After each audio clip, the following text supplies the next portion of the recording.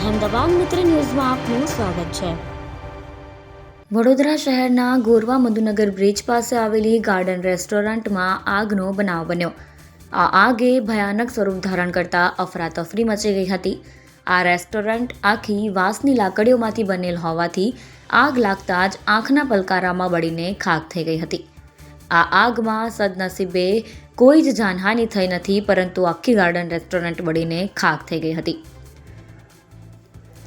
વડોદરા શહેરના ગોરવા મધુનગર વિસ્તારમાં આવેલ તાજ ગાર્ડન રેસ્ટોરન્ટમાં ભીષણ આગ લાગી। આ આગ જોતજોતામાં આખા રેસ્ટોરન્ટમાં ફેલાઈ ગઈ।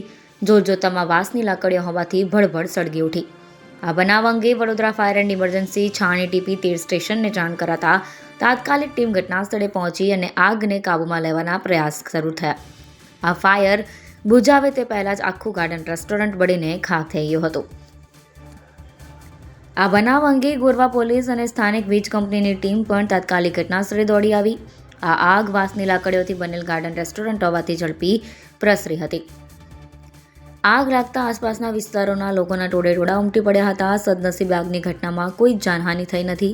ફાયર વિભાગનું કહેવું છે કે આગ બાજુમાં લગ્ન પ્રસંગ હોવાથી ફટાકડાના કારણે લાગી હોય તેવું પ્રાથમિક અનુમાન છે।